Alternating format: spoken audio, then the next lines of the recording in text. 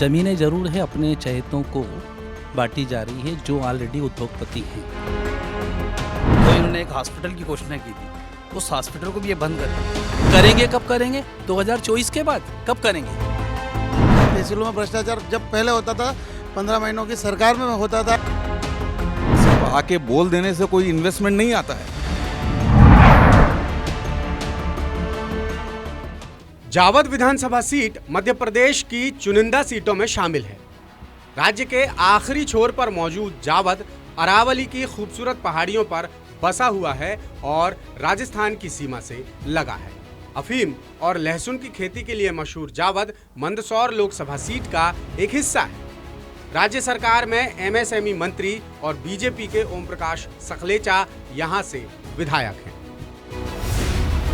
सियासी मिजाज देखें तो जावद में सीधा मुकाबला ज्यादातर कांग्रेस और बीजेपी के बीच ही रहा। इस सीट पर फिलहाल बीजेपी का कब्जा है और एमएसएमई मंत्री ओम प्रकाश सखलेचा यहां से विधायक है। सखलेचा की पकड़ यहां इतनी मजबूत है कि 2003 से 2018 तक लगातार 4 बार बीजेपी के टिकट पर जीत हासिल की थी, यानी यह सीट बीजेपी का गढ़ है। जावद की सत्ता पर जहां बीजेपी पिछले 20 सालों से अंगद की तरह पैर जमाए हुए है, वहीं कांग्रेस आज भी अपना वनवास खत्म होने का इंतजार कर रही है। सियासी समीकरणों की बात की जाए तो विधायक सखलेचा पूर्व मुख्यमंत्री स्वर्गीय वीरेंद्र सखलेचा के बेटे हैं। जावद में 1998 में कांग्रेस आखिरी बार चुनाव जीती। इसके बाद 2003 में ओम प्रकाश सखलेचा यहां पहली बार बीजेपी के टिकट पर चुनाव जीते और प्रतिद्वंद्वी को हराने के बाद उन्होंने कभी पीछे मुड़कर नहीं देखा। मुमकिन है कि अगले चुनाव में भी यहां बीजेपी चुनावी रणनीति सखलेचा को केंद्र में रखकर ही तैयार करे। दूसरी तरफ कांग्रेस में दावेदार तो कई हैं, लेकिन जीत कोई दिला सके ऐसे चेहरे की तलाश है। 2018 में कांग्रेस ने राजकुमार अहिरबार पर दांव तो लगाया, लेकिन वो हार गए, यानी कांग्रेस के पास कोई जिताऊ चेहरा नहीं है। जावद में जातिगत समीकरण चुनावी नतीजों को खासा प्रभावित करते हैं। धाकड़ जाति के 30% वोटर्स यहां निर्णायक साबित होते हैं। इस इलाके में 17% आदिवासी, 7% पाटीदार, 6% ब्राह्मण और राजपूत मतदाता हैं। इसके अलावा अल्पसंख्यक वोटर्स की संख्या 18% है, जो यहां बेहद खास स्थान रखते हैं। जावद के विकास की रफ्तार उम्मीद के मुताबिक बेहद धीमी।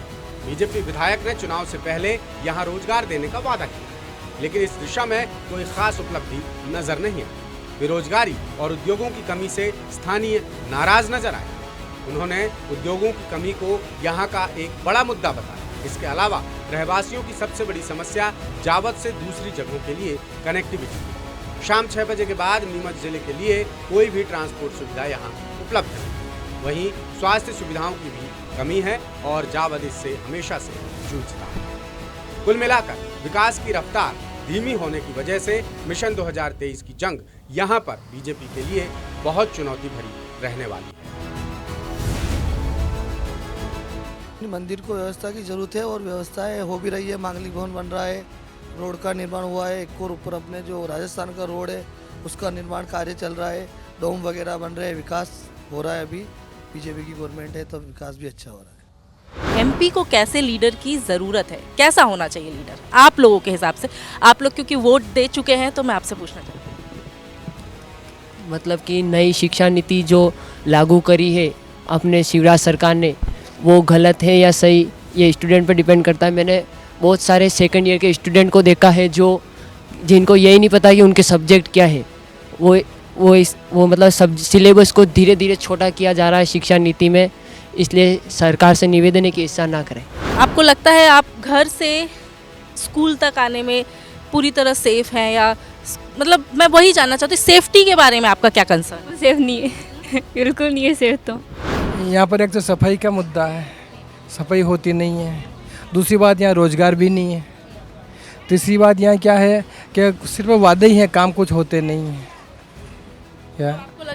ऐसा क्यों है कि जबकि यहाँ से जो विधायक हैं ओम प्रकाश सखलेचा जी, वो सरकार में भी मंत्री हैं, तो क्यों ऐसा है कि यहाँ की बेसिक्स जो मूलभूत सुविधाओं को लेकर समस्याएं बनी हुई हैं, जैसा कि आपने बताया, ऐसा क्यों है? हाँ तो यही आपके सामने है, इसका क्या बता सकते हैं कि भाई उनसे डिमांड रहती है, ये करना वो करना, पर काम होते ही नहीं है।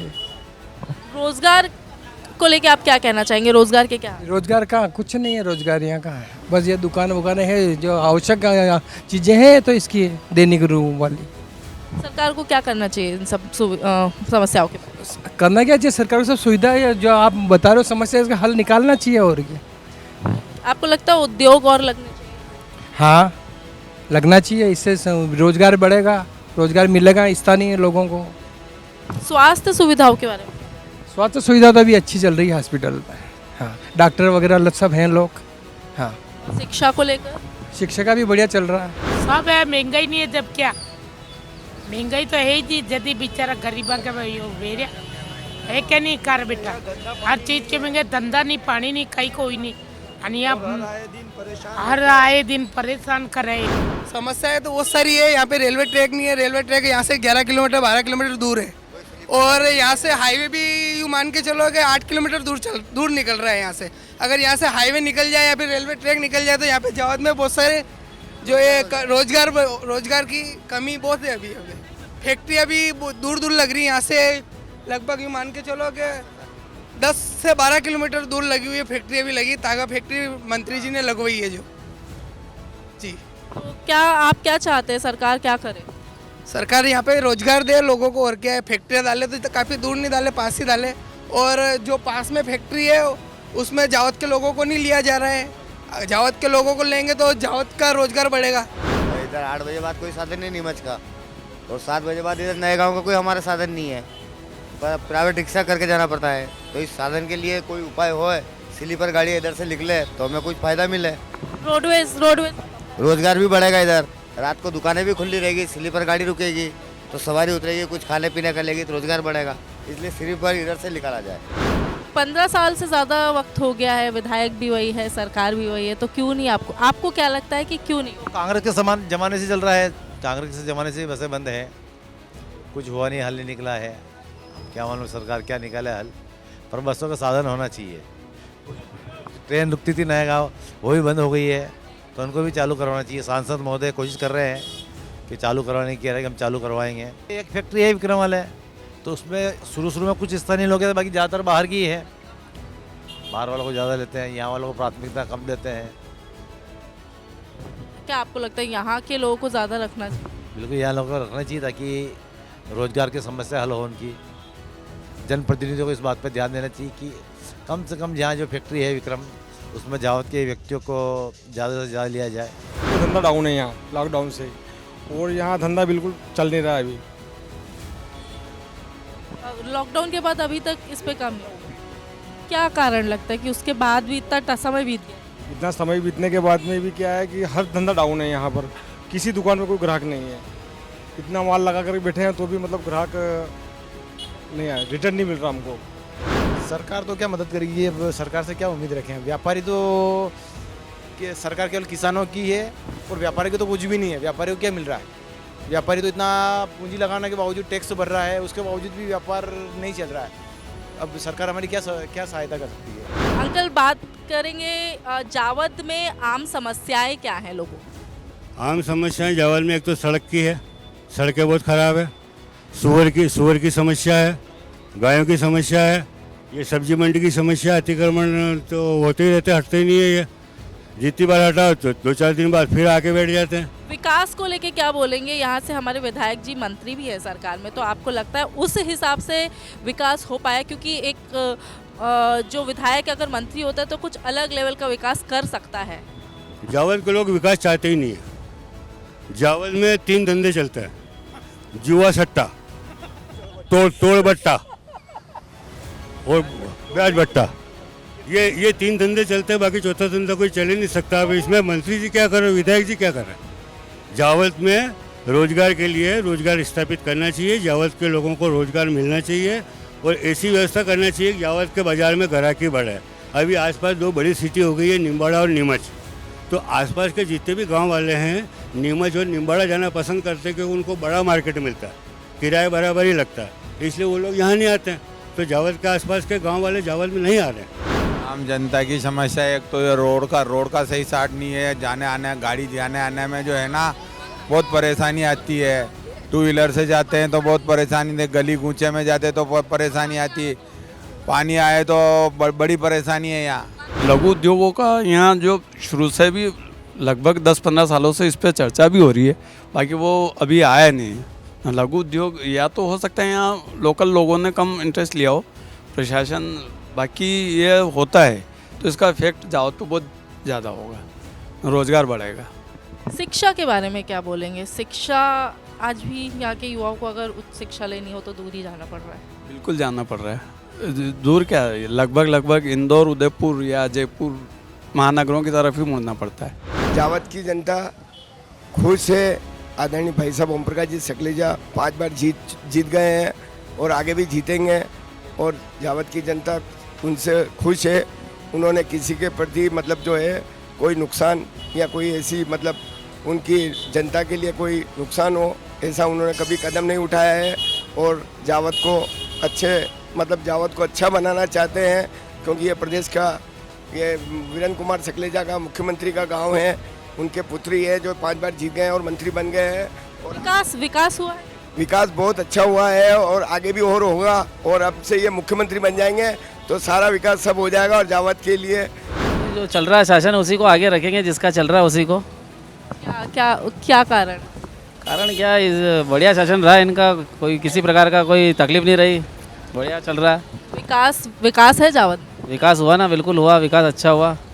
शिकायतें हैं लोगों की जैसे कि यहाँ पे परिवहन व्यवस्था की दिक्कत है।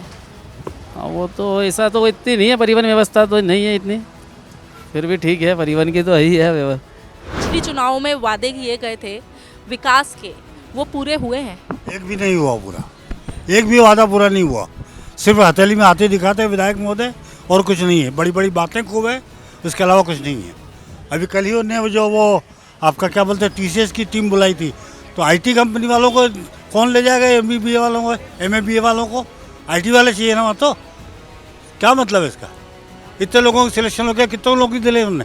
पहले भी जापान ले गए लोगों को, क्या कितने लोगों को नहीं दिला दिया आज तक? सब बातें मारते हैं और कुछ नहीं होता इनसे। इस मुद्दे पर जब द सूत्र ने कांग्रेस बीजेपी के नेताओं से बात की तो उन्होंने एक दूसरे पर आरोप प्रत्यारोप लगाने में कोई कसर नहीं छोड़ी। नमस्कार, मैं हूँ रुचि वर्मा। 10 सूत्र की टीम आ चुकी है जावद विधानसभा क्षेत्र में और यहाँ की चौपाल सज चुकी है। हमारे साथ है बीजेपी के नेता और कार्यकर्ता, साथ ही हमारे इस तरफ बैठे हुए कांग्रेस के नेता और कार्यकर्ता, और हमारे साथ है आम जनता में से कुछ लोग। आगे हम सवाल जवाब का दौर शुरू करें उसके पहले मैं आपको एक चीज़ बता दूं कि जावद विधानसभा क्षेत्र में बीजेपी लगातार 4 चुनावों से जीतती आ रही है और कांग्रेस का वनवास खत्म नहीं हो पा रहा है। क्या है उसके पीछे के कारण और क्या है आम जनता की समस्याएं और मुद्दे, इन सब के बारे में हम जानेंगे। और शुरू करेंगे हम विपक्ष से और उनसे करेंगे सवाल कि क्या कारण है और वो क्या देखते हैं यहाँ पे, किस विकास के बारे में उनका क्या सोच है। जावद में विकास एकदम शून्य है, 0 है, कुछ भी विकास हुआ नहीं है। जावद में सबसे बड़ी विडंबना है कि शिक्षा और विकास ये दोनों एकदम नगण्य है। शिक्षा के मामले में सर्वप्रथम मैं ये कहूँगा कि जावद के अंदर अभी तक CBSE स्कूल नहीं है, सिर्फ और सिर्फ MP बोर्ड है। तो अगर यदि आज हमारे यहाँ से बच्चे बाहर जाते हैं पढ़ने के लिए तो वो ऑटोमेटिकली बहुत अपने आप में इस तरीके से माहौल बन जाता है, वो खुद ही डिप्रेशन में आ जाते हैं बाहर जाने के बाद में, कि वहाँ पर जब CBSE, ICSE, IG, IM के बच्चे आते हैं और हमारे यहाँ से सिर्फ MP बोर्ड के बच्चे जा रहे हैं, तो क्या विकास? ये विकास है? जावद विधानसभा क्षेत्र में 2 CM राय स्कूल का अभी भूमि पूजन हुआ है। 2 CM राय स्कूल जो है चालू हो गए हैं शिक्षा के क्षेत्र में। उसके साथ साथ जावद के सभी school 22 high secondary school digital education से जुड़े हुए हैं। उसके अलावा बच्चे यहाँ के टैबलेट के माध्यम से पढ़ते हैं। मेरे साथी को ये जानकारी नहीं होगी कि यहाँ के बच्चे कुल जापानीज़ लैंग्वेज में 17 बच्चों ने L4 पास कर ली। उसके साथ साथ कुछ नीट में शामिल हुए, कुछ JEE में शामिल हुए। ऐसे कुछ 16 बच्चों ने जो है नीट की एग्ज़ाम क्लियर करके एडमिशन ले लिया MBBS में, वो भी सरकारी स्कूल के बच्चों ने। कि जावद शिक्षा के क्षेत्र में सबसे अग्रणी है। पूरे प्रदेश में शिक्षा के क्षेत्र में अगर अग्रणी कोई विधानसभा है तो जावद विधानसभा है। सीएम राइज स्कूल जो है सभी एडवांस कोचिंग्स देगा, सभी train teachers CM rise school में हैं, जो 2 सीएम राइज स्कूल जावद में है, जावद विधानसभा क्षेत्र में। आपका कहना है कि सीएम राइज स्कूल उस स्टैंडर्ड को पूरा कर देता है। सर वो बोल रहे हैं कि सीएम राइज स्कूल अच्छी लेवल की एजुकेशन प्रोवाइड कर पाए। एकदम गलत बात। सीबीएसई अपने आप में एक ब्रांड है, और मैंने जो पहले भी कहा था कि हमारे यहाँ के जो बच्चे बाहर जाते हैं ना, मैक्सिमम वापस से बहुत डिप्रेशन में आ जाते हैं, और जो हाई क्वालिटी की जो एजुकेशन वो चाहते हैं वो कर नहीं पाते। उसका मुख्य कारण अपना बेस मजबूत होगा तो ऑटोमेटिकली बच्चे बढ़ावा। लोग कहते हैं कि हम मॉर्निंग वॉक पे जा रहे हैं, फ्रेश हवा मिलेगी। कैसे मिलेगी? बाजू में से कोई गाड़ी जा रही है, वायु प्रदूषण।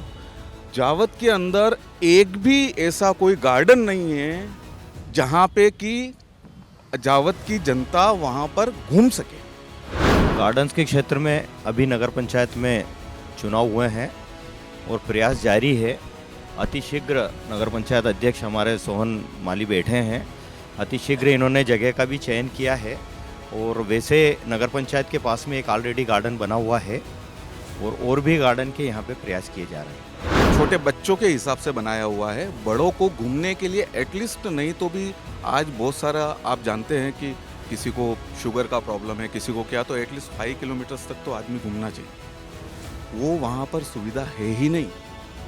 हमारे जावद क्या, मैं 7 नगर परिषद में बोल सकता हूँ कि वहाँ पर कहीं पर भी ये सुविधा नहीं है। आपको लगता है कि जो ग्रोथ एमएसएमई रोजगार और उद्योगों के क्षेत्र में इस जावद विधानसभा में होनी चाहिए थी, वो हुई है? मुझे तो कहीं कोई नया उद्योग लगा ऐसा मुझे मेरी जानकारी में तो अभी तक नहीं आया। इनको मंत्री बने हुए लगभग 2.5 से 3 साल होने जा रहे हैं, लेकिन इस क्षेत्र में कोई उद्योग खुला नहीं। ज़मीनें ज़रूर है अपने चहेतों को बांटी जा रही है जो ऑलरेडी उद्योगपति हैं। यहाँ के जो बेरोजगार लोग हैं उनके लिए कोई सोच विचार नहीं है, केवल बातें हैं, इसके अलावा कभी कुछ नहीं। शीघ्रता को भी समय की आवश्यकता होती है। माननीय मंत्री जी जब से एमएसएमई के मिनिस्टर बना है तभी से लोगों को पता चला है कि एमएसएमई विभाग भी इतना बड़ा विभाग है, और जब से ये मिनिस्टर बने हैं तब से दिन रात आप भी देख रहे हो, माननीय मुख्यमंत्री जी के नेतृत्व में हमेशा सिंगल क्लिक के माध्यम से उद्योगों का उद्घाटन कर रहे हैं। अभी आप मोरका मोड़ के स्थित जो इंडस्ट्री एरिया है उसका भी डेवलप अपने आपको भी अभी देखोगे, आपको भी दिखेगा, और घाटे क्षेत्र में भी ऐसे कई उद्योग लग रहे हैं, पर समय तो लगेगा क्योंकि ग्राउंड लेवल पर काम स्टार्ट होगा, उसको मूर्त लेने में थोड़ा तो समय लगता है। यहाँ हमेशा एमपी गवर्नमेंट सिर्फ एक ही बात कहती है, हमने मांग की है कि यहाँ पर उद्योग लगे, हमने ये किया है, हमने ये मांग की, लेकिन क्या इन्वेस्टमेंट डिमांड से आता है? नहीं आता है, वो अट्रैक्शन से आता है। जब तक आप एमपी में अट्रैक्शन नहीं करोगे तब तक इन्वेस्टमेंट नहीं आ सकता है, और सिर्फ ये विज़न से आ सकता है, टेलीविज़न से नहीं आ सकता है। सिर्फ आके बोल देने से कोई इन्वेस्टमेंट नहीं आता है, विज़न होना चाहिए तभी इन्वेस्टमेंट आता है। आपको लगता है कमलनाथ सरकार में विजन था? ऑफ कोर्स था। एक उन्होंने बहुत बड़ा इंडस्ट्री का वो किया था उन्होंने सेमिनार, जिसके अंदर कई जनों को हम लोगों ने विज़न भी बताया था। और हमारे यहाँ पर इंडस्ट्री में सबसे बड़ी विडंबना क्या है कि इंडस्ट्री तो आ जाती है, लेकिन क्या जावद वालों को रोज़गार मिल पाता है? नहीं मिलता है।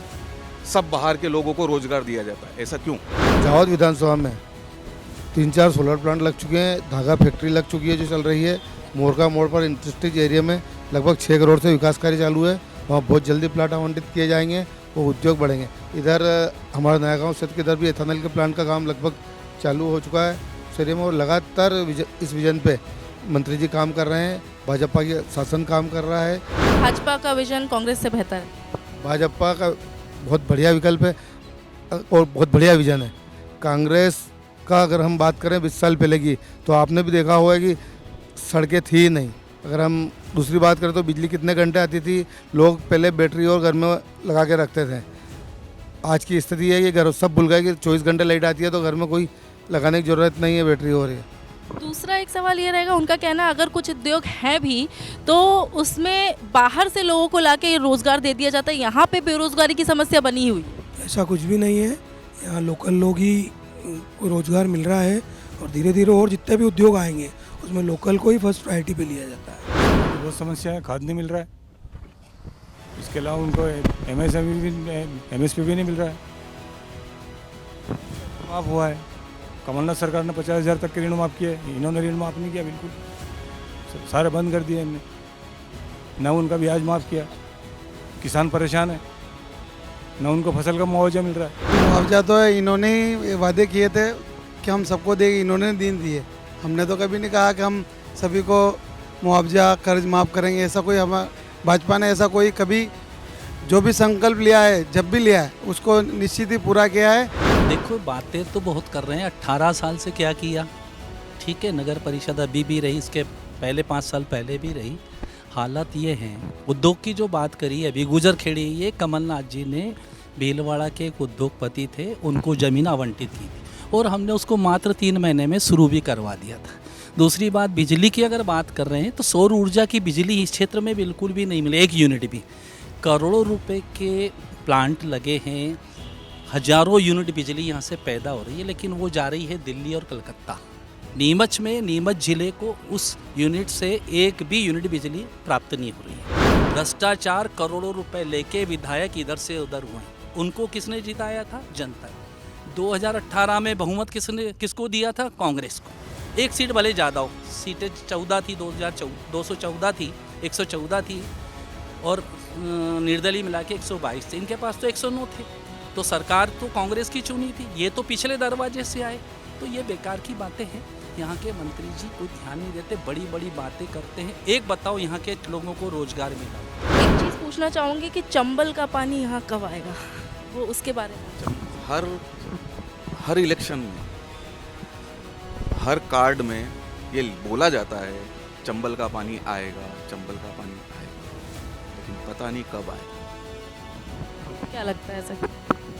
हमारी सरकार आएगी तो आएगा। कांग्रेस सरकार आती है तो चंबल का पानी आ जाएगा जावद विधानसभा क्षेत्र में, क्या भाजपा उसके पहले ले आएगी? चंबल का पानी देने की योजना, हर घर 24 घंटे नल चले, इसकी योजना बनकर तैयार हो चुकी है और 2024 तक लगभग हर घर में 24 घंटे नल आएंगे। एक सवाल मेरा कांग्रेस से है, क्या कारण है कि पिछले 4 चुनावों से कांग्रेस वनवास में ही है, क्यों ऐसा हो रहा है? एक्चुअल हो क्या रहा है कि कांग्रेस से हमेशा 2 उम्मीदवार लड़ते हैं, एक बागी बन जाता है, एक पार्टी से लड़ता है। इसके कारण वोटों का बंटवारा होने के कारण यहाँ पर सकलेचा जी और मात्र इस बार 4000 से जीते हैं, मात्र 4000 वोट कांग्रेस के 2 कैंडिडेट के बाद। तो हालत ये है कि जिस रोज डायरेक्ट इलेक्शन होगा उस रोज माननीय मंत्री जी बहुत लंबे जाएंगे, मतलब इतनी हार जीत, कांग्रेस का वोट बट रहा है काम। तो कहीं ना कहीं तो फिर ये कांग्रेस की कमी, अगर तो पुलिस कमी को दूर कर रहे हैं आदरणीय कमलनाथ जी, इस कमी को दूर कर रहे हैं।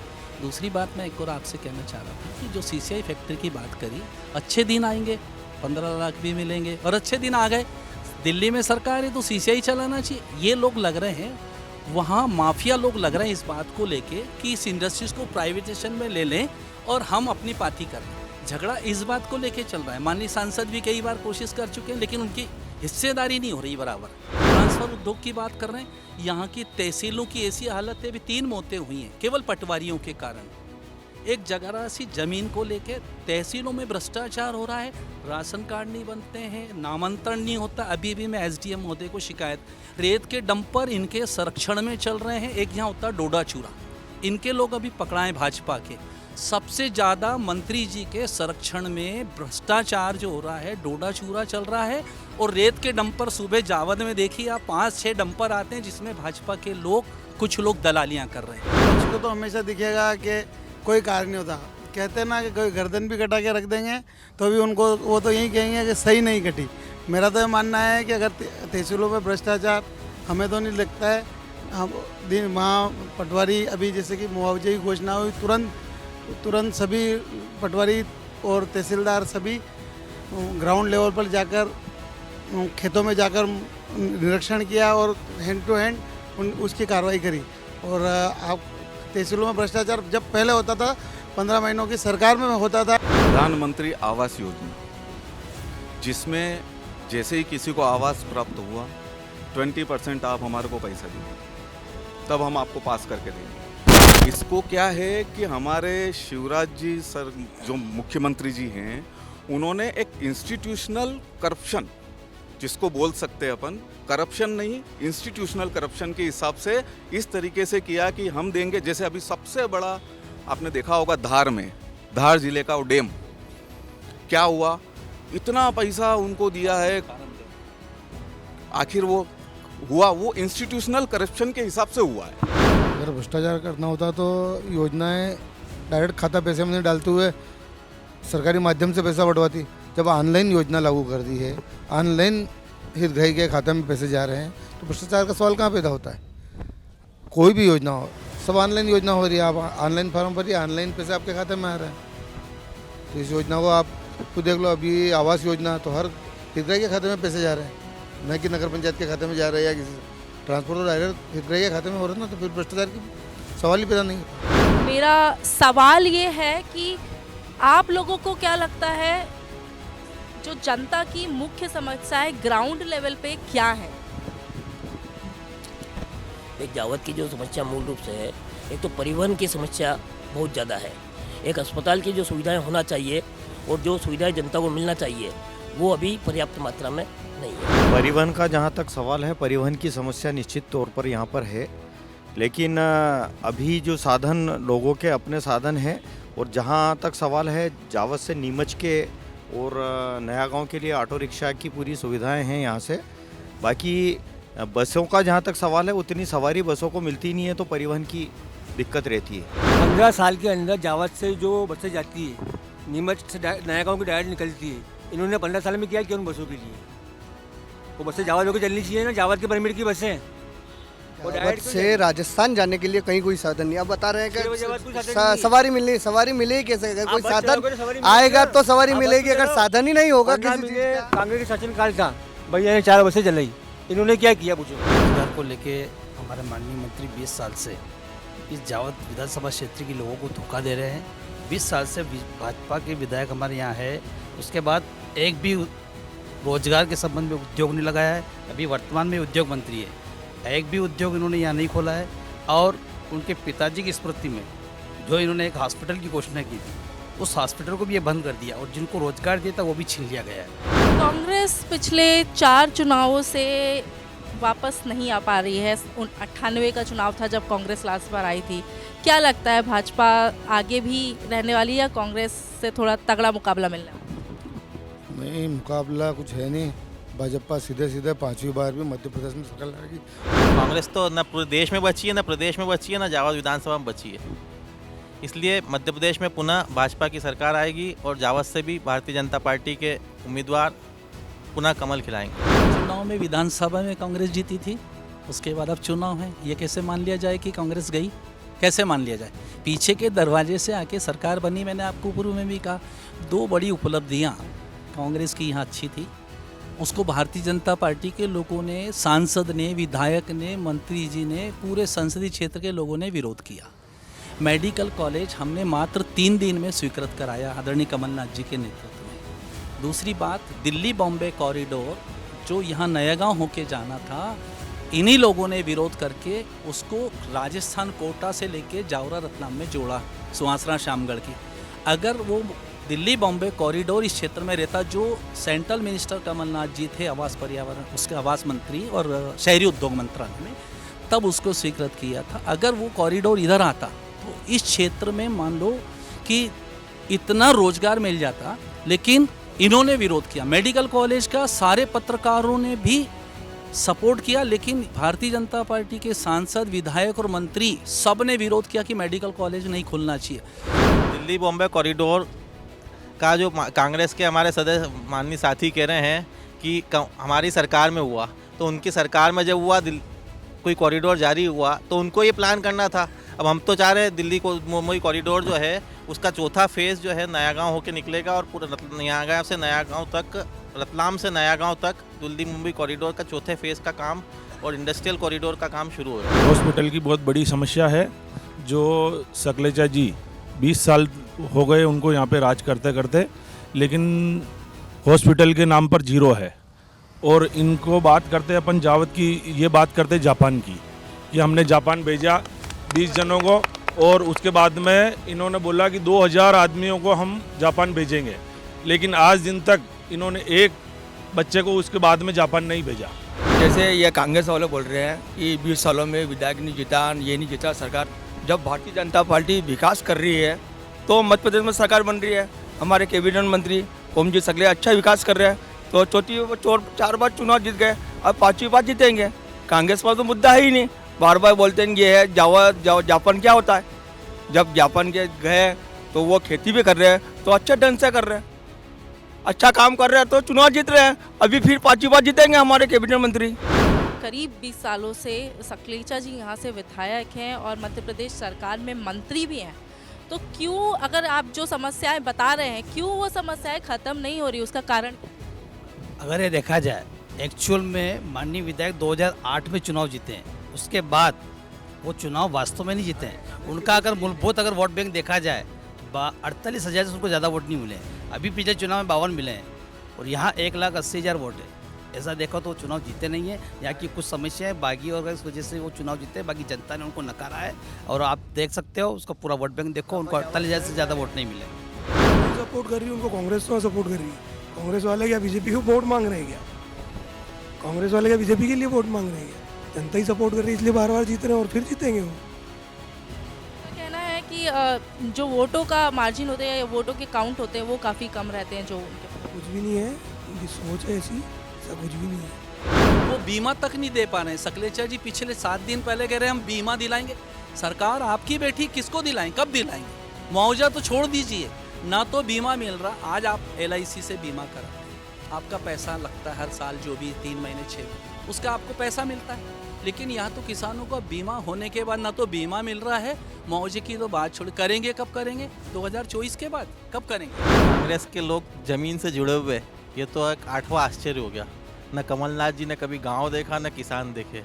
उनने किसानों का ऋण माफ़ करने की बात करी, ऋण माफ़ तो नहीं किया, पर किसानों को डिफ़ाल्टर ज़रूर कर दिया, जिससे आज उनको तकलीफ़ आ रही है। न उनके बीमे हो रहे हैं और न वो खाद ले पा रहे हैं प्रॉपर, क्योंकि उसका कारण कमलनाथ जी की सरकार द्वारा ऋण माफ़ी में उनको डिफ़ाल्टर घोषित करवा दिया, क्योंकि उनके न ऋण माफ़ किए और बेचारे किसान आज भी ब्याज की पोटली लेके घूम रहे हैं। उनके ब्याज लगना, सोसाइटी में ब्याज लग गए, तो हमारे शिवराज जी ने उनके ब्याज की माफ़ी करी और उन जो भी किसानों ने जो डिफ़ाल्टर हुए हैं उनको भी पुनः सोसाइटियों से और बैंकों से जोड़ने का योजना वापस बनाई जा रही है। ये बात जो कर रहा हूँ ऑथेंटिक बात कर रहा हूँ। इनके माननीय जो सवाल मेरे माननीय सकलेचा जी से आप फ़ोन पे बात करिए कि कितनी DPI इस मध्य प्रदेश में, इस जिले में आई है रबी की फसल में। दूसरी बात, खाद के मामले में कहाँ केस में खाद दे रहे हैं ये पता करिए। लाइनें लग रही है खाद के लिए, स्कूल की बच्चियाँ अपना बस्ता रख के लाइन में लगी रहती हैं। ये केवल झूठ बोल रहे हैं और केवल ये देश में नफरत फैलाने का काम कर रहे हैं, जो इनका काम खत्म हो चुका है। 2024 में जनता इनको जवाब देगी। 2023 द सूत्र ने एक चीज़ देखी कि जावद विधानसभा में भी समस्याएं आम जनता की वही है, सड़क, बिजली, पानी, स्वास्थ्य सुविधाएं और शिक्षा सुविधाएं या फिर किसानों के मुद्दे। हालांकि इस पे पक्ष और विपक्ष दोनों के तर्क अलग अलग हैं।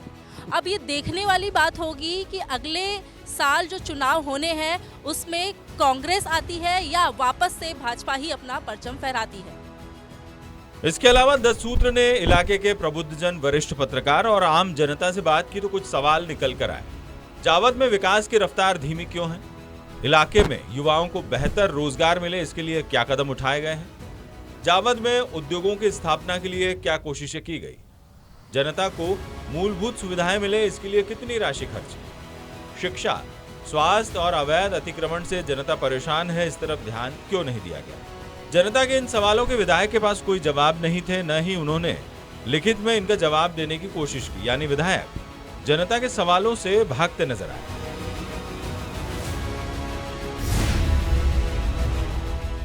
द सूत्र की खबरों को देखने के लिए प्ले स्टोर और एप्पल स्टोर से डाउनलोड करें हमारा ऐप द सूत्र। आप हमारी खबरें thesutra.com पर भी देख सकते हैं। Social media platforms Twitter, Facebook और इंस्टाग्राम पर भी हमें फॉलो कर सकते हैं। साथ ही यूट्यूब पर भी हमें सब्सक्राइब करें।